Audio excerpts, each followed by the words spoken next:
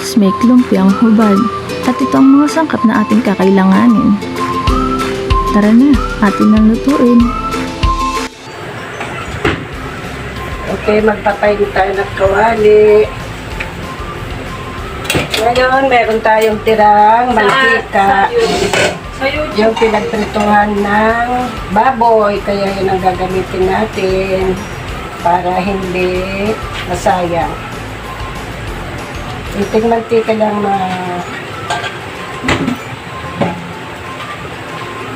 kunting mantika na ilalagay natin para iwas cholesterol. Okay. Ang susunod natin na gagawin is ilalagay natin yung sibuyas. Simpleng luto lang to, lutong bahay. Pang-ulam. Pang-ulam ng palilya. Tapos ilagay na natin yung sibuyas.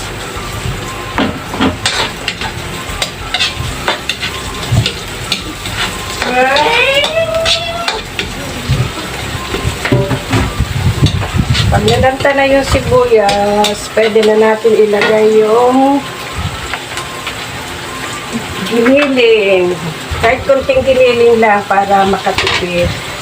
Lalo na at mahal ang mga bilihin ngayon. Pampalasa.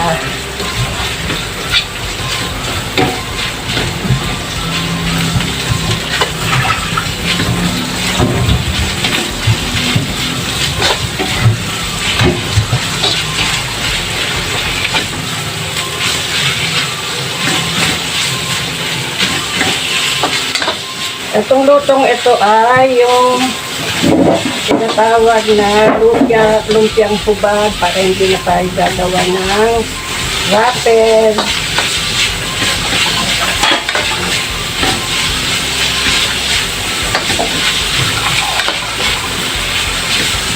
Kailangan igigisang mabuti yung karne para malasa at hindi siya malansa. Hindi mo maaamoy yung lansa ng karne.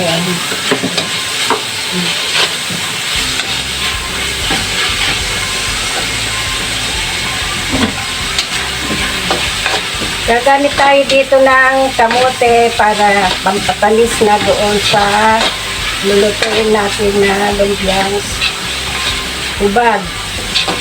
Para hindi na tayo gagamit ng asukal.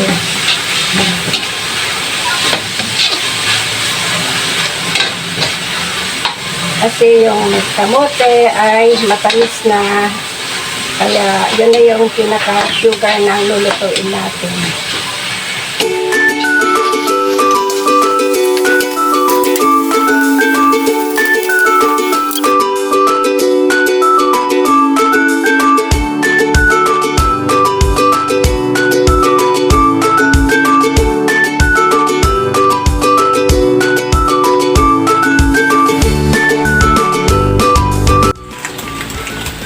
Ayun guys, nag-brown na yung giniling kaya pwede na natin ilagay yung kamote. Yung una natin ilalagay kasi para madurog siya at yun yung tatamis sa atin lumpiang hubad.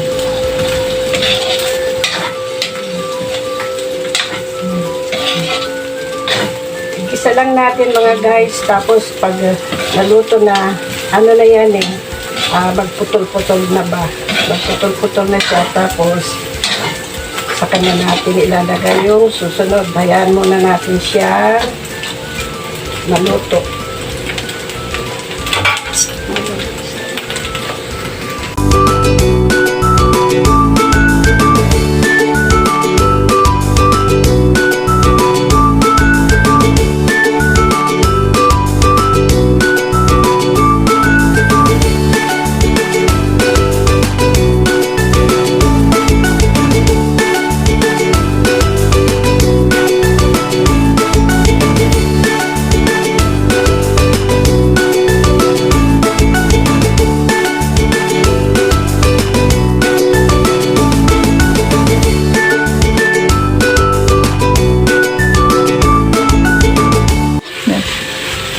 Okay, luto na yung ating kamote na pampatamis sa niluluto natin.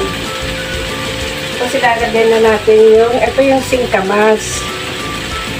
Singkamas yung ginamit ko dito. Tapos, ilalagay na rin natin yung konting Baguio beans.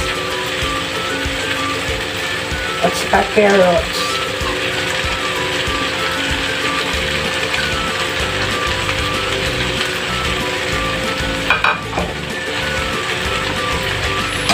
Haluin natin lang, haluin natin.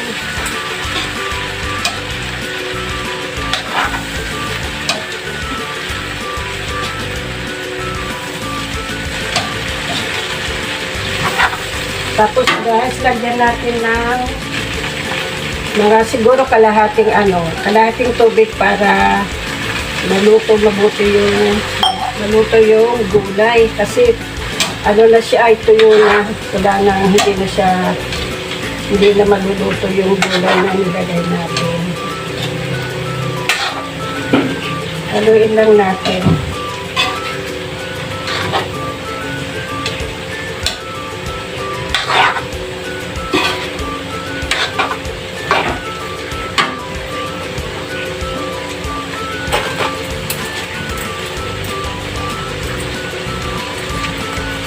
Tapos, lagyan natin ng oyster sauce. Isang sachet lang na maliit. Pampalasa.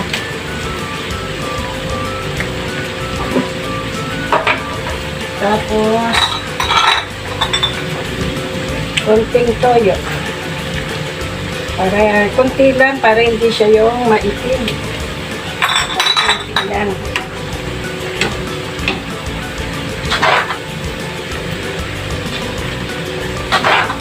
Tapos guys, naubusan ako ng patis. Kaya asin na lang ilalagay natin. Galing sa Ilocos na asin. Kailangan yung hindi masyadong maalat at bawal ang maalat. Nakakasama sa kalusugan.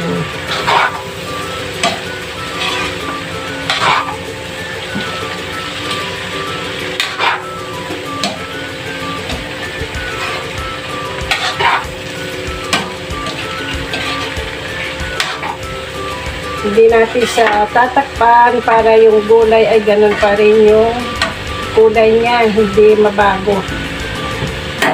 Para parang talaga siya, natural na kulay ng gulay.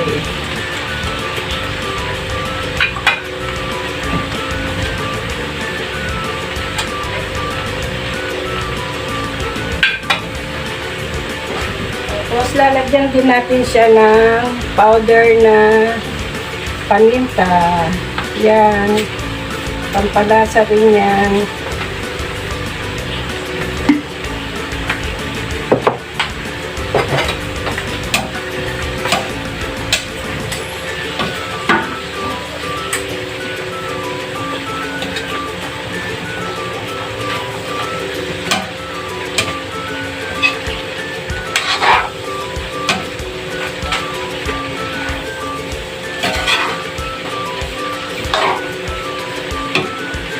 Ayan ang ginawa ko guys kasi matrabaho, marami akong ginagawa kaya hindi na ako gumawa ng lumpia wrapper para ganyan na nauulamin. Tipid labor.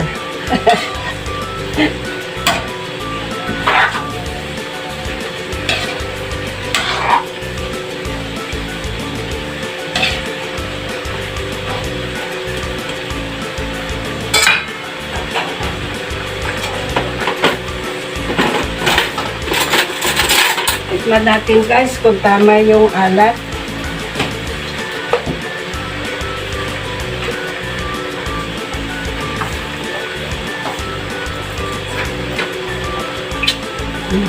Kaya na.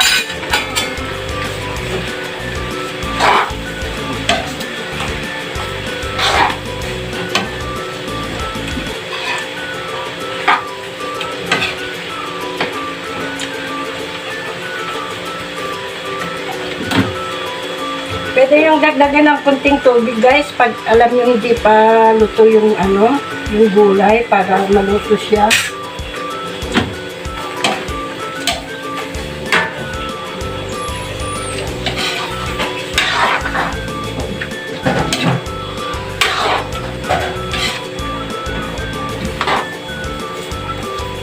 Ito lang yung simpleng namin. Atahe ng tanghali.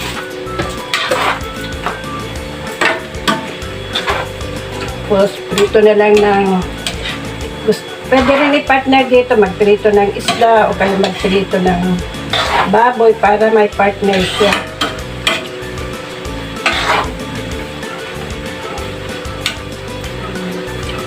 Pwede to guys sa mga nagda-diet. Pwede rin gawin itong yung imbis na kanin, ito na lang yung pinakakanin. Healthy na po ito.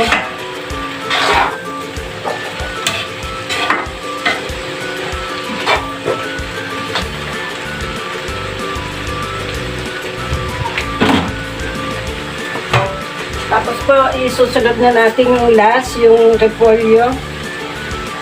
Kunting halo lang po ito kasi ang repolyo,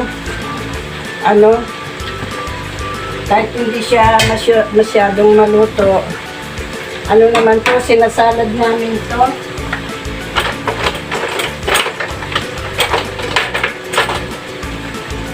Sa Ilocos, yan, lagyan lang namin ng kamatis, sibuyas, at saka asin. Pwede ng pang-ulam ito guys, nung maliliit kami.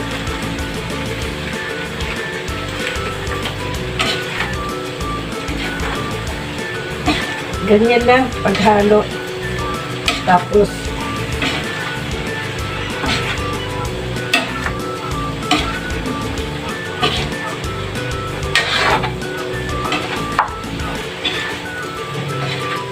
pag alam yung guys, wala nagtubig, pwede yung lagyan ng konting tubig para yung gulay maluto naman ng konti. Kailangan to, hindi yung lutong-luto. Half cook lang siya.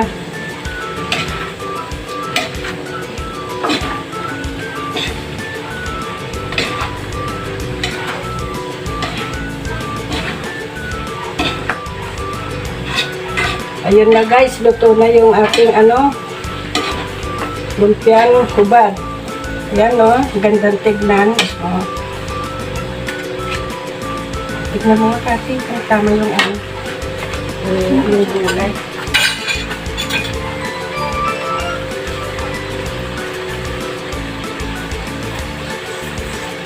Okay na. Okay na daw guys, sabi ng anak ko, luto na daw.